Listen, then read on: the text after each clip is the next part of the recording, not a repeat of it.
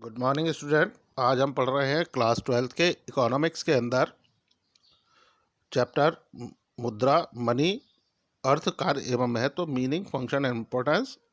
और इसमें हमारा जो आज का टॉपिक रहेगा वो रहेगा वस्तु विनिमय प्रणाली का अर्थ और उसके गुण, यानी meaning and definition of barter system और मेरिट ऑफ बार्टर सिस्टम।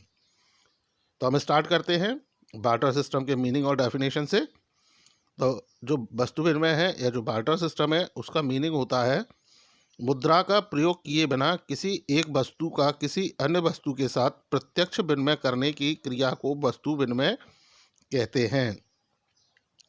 यानी जो दो पक्षों के मध्य आपस में एक वस्तु के बदले दूसरी वस्तु को प्राप्त करना बिना मुद्रा के, यानी बिना विदाउट मनी, जब हम एक गुड्स के बदले दूसरे गुड्स को आपस में एक्सचेंज करते हैं तो वह जो प्रक्रिया है या वह जो सिस्टम है वो हमारा बार्टर सिस्टम कहलाता है।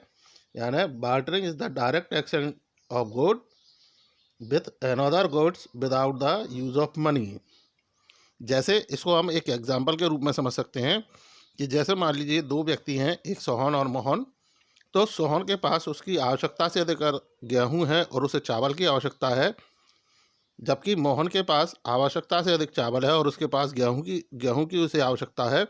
तो ऐसे में सोहन और मोहन आपस में गेहूं के बदले चावल या चावल के बदले गेहूं की अदला बदली कर लेंगे। तो ये जो प्रोसेस है, ये जो सिस्टम है, वो हमारा बार्टर सिस्टम यानी वस्तु विनिमय प्रणाली कहलाएगा।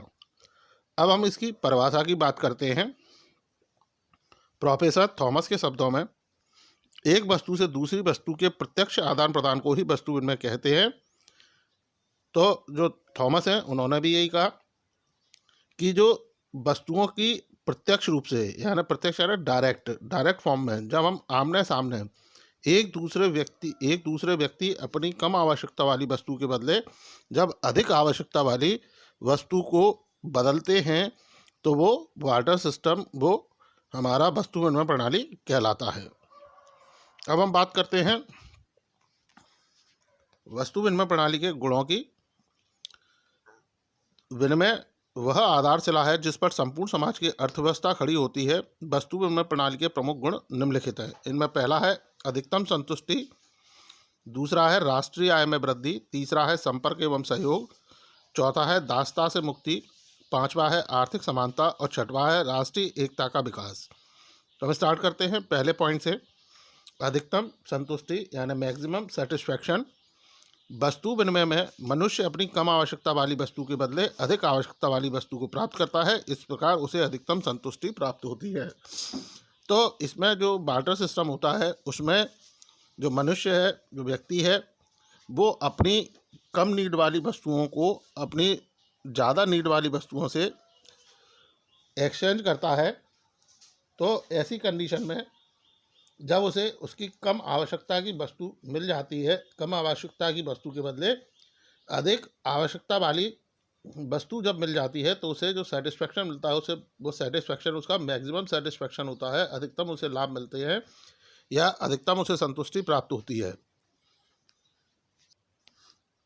तो जो बार्टर सिस्टम है उसमें जो कंज्यूमर है या जो भी कोई व्यक्ति है वो अपने हायर रिक्वायरमेंट गुड्स को एक्सचेंज करता है अपने लेसर रिक्वायरमेंट वाले गुड्स से। तो ऐसी कंडीशन में जो बार्टर सिस्टम है उसमें जो मेन है या जो व्यक्ति हैं उन्हें मैक्सिमम सेटिस्फैक्शन मिलता है। दूसरा है राष्ट्रीय आय में वृद्धि, इंक्रीज इन नेशनल इनकम। तो वस्तु विनिमय प्रणाली का जन्म होने पर मनुष्य उस वस्तु का उत्पादन अधिक करने लगा जिसमें वह निपुण एवं कार्यकुशल था। इस श्रम विभाजन के कारण राष्ट्रीय आय में वृद्धि हो गई। तो जो बार्टर सिस्टम था, इसमें जब बार्टर सिस्टम आया तो इसके कारण जो व्यक्ति थे, जो वहाँ उस इकोनॉमी के अंदर जो लोग थे, जो पर्सन थे, उन लोगों ने क्या किया कि वह जिस काम में एक्सपर्ट थे, वह जिस काम में उन्हें स्किल्ड थे, जिस काम की उनके पास एफिशिएंसी थी, वह उस काम को ज़्यादा करने लगे, उस वर्क में ज़्यादा इन्वॉल्व हो गए, और जिसका ये रिजल्ट हुआ कि जो इकोनॉमी थी उसके अंदर ऑटोमेटिक लेबर डिवीज़न हुआ, श्रम विभाजन हुआ। और जब श्रम विभाजन हुआ तो उसके परिणाम के रूप में, उसके रिजल्ट के रूप में इकोनॉमी के अंदर जो नेशनल इनकम है उसकी ग्रोथ होने लगी। अगला है संपर्क एवं सहयोग, कम्युनिकेशन एंड कॉरपोरेशन। विकास के साथ वस्तु विनिमय का क्षेत्र निरंतर बढ़ता गया तथा समाज के विभिन्न वर्गों में आपसी संपर्क एवं सहयोग की भावना बढ़ी। तो जैसे जैसे डेवलपमेंट हुआ उसके साथ साथ जो बार्टर सिस्टम है उसका भी स्कोप ब्रॉड होता गया, बढ़ता गया। और ऐसी कंडीशन में जो सोसाइटी के अलग अलग क्लास थे, अलग अलग जो वर्ग थे, वो आपस में एक दूसरे के कांटेक्ट में आने लगे, एक दूसरे के संपर्क में आने लगे, और उनके जो संबंध थे, उनके अंदर उनके जो रिलेशन थे वो और अच्छे हो गए। और सोसाइटी के जो अलग अलग वर्ग हैं उनके बीच में संपर्क एवं सहयोग की भावना बढ़ गई, यानी वो लोग, उनके अंदर mutual communication and spirit of corporation also increase between various social sections. तो जो अलग अलग वर्ग थे, अलग अलग जो लोग थे, उनके बीच में सामाजिक जो दूरियां थीं वो दूर हो गई। अगला है दासता से मुक्ति, फ्रीडम फॉर स्लेवरी। वस्तु विनिमय का जन्म होते ही मनुष्य अपनी वस्तु से दूसरी वस्तु को प्राप्त करने में समर्थ हो गया।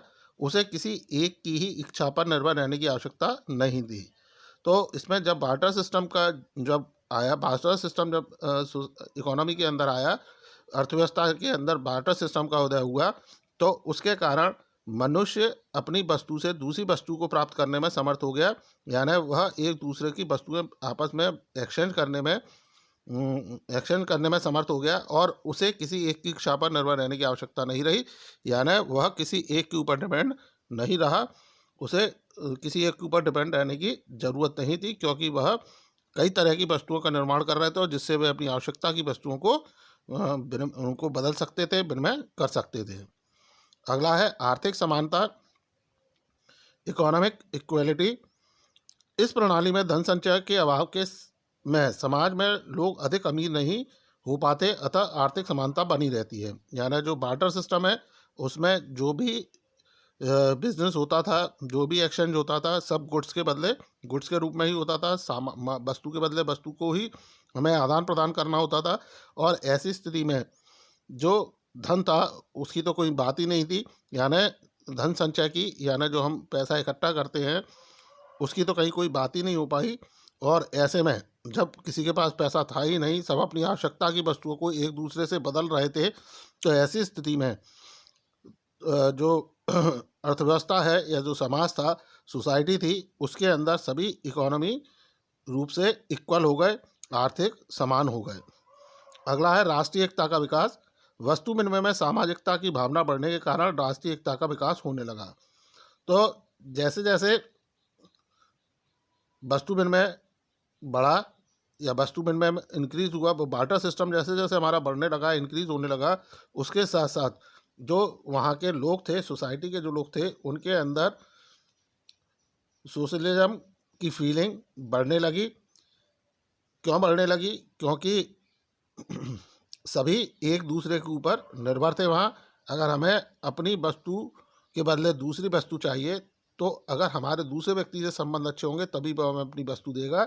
तो ये जो मेन कारण था आपस में एक दूसरे की वस्तुओं को एक्सचेंज करना, इसके कारण जो सोसाइटी थी, जो हमारी इकोनॉमी थी, उसके अंदर नेशनल यूनिटी का डेवलपमेंट होने लगा। सो स्टूडेंट, ये था बार्टर सिस्टम का मीनिंग और उसके मेरिट्स, जो आपको समझ में आए होंगे। इनसे रिलेटेड यदि आपके कोई डाउट्स है, क्वेरीज है, तो आप संपर्क कर पूछ सकते हैं। So student, thank you.